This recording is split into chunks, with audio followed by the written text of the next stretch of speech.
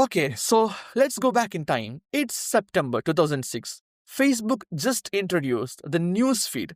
And oh boy, did people protest. And in 2010, Instagram came and made it more visual, a perfectly filtered lives in tiny squares. Then came TikTok, which basically hacked the human brain. A short personalized videos with infinite scroll, an algorithm that knows you better than you know yourself. Every swipe felt like pulling a slot machine. One more spin, one more video, one more dopamine hit. And it worked. TikTok hitting one of the most exclusive milestones in the tech industry. A billion active users a month, joining the likes of Facebook and Google in reaching that mark. TikTok became the fastest app in history to hit 1 billion users. And the feed wasn't just entertainment, it became the attention machine. But nothing scales forever. By 2023, cracks started showing up. The dopamine hits are great until they leave you drained. People started reporting feeling anxious or empty after long sessions. Human brain was not designed for social media at all. You're not supposed to wake up in the morning, pick up your phone, and see a video of a guy getting his head chopped off, a post about World War III being around the corner, and then a picture of your ex in their new relationship. 10 minutes into your day and you're convinced the world is ending, your anxiety's through the roof, you feel lonely, and you haven't even gone outside yet. And interestingly, in core markets like the US and Europe, the average watch time stopped growing and the curve kind of flattened. And the main problem is TikTok, Instagram, YouTube, even Twitch streams are all fighting for the same slice of your day. And there is only 24 hours and apps can't create more of it. They can only steal from each other. And to understand why engagement is stalling, we have to look at it from the psychology standpoint. First, the dopamine inflation. What was exciting in 2020 feels stale in 2005. The same dances, pranks, and memes don't hit us like they used to. The brain adjusts and the novelty fades. Second, the content sameness. AI-generated clips, recycled sounds, endless remixes of the same trend.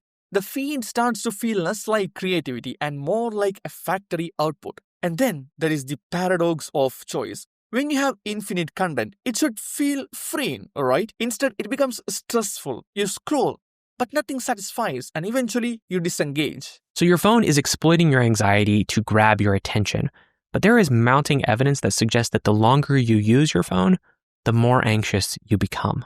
In her latest book, Generations, Jean Twenge actually outlines the evidence for the thesis that smartphones and social media use are responsible for the degradation of mental health. The percentage of young people who are dissatisfied with themselves or with the world around them has risen dramatically since 2012. It's gone from about 12% to 22%. That's nearly double. The current younger generation is more likely to say that they don't enjoy life and that they don't view themselves as useful to the world. The same mechanics that once made TikTok addictive are now leaving users exhausted. So if TikTok was the perfect attention machine, why is it struggling too? What's social media doing to our brain?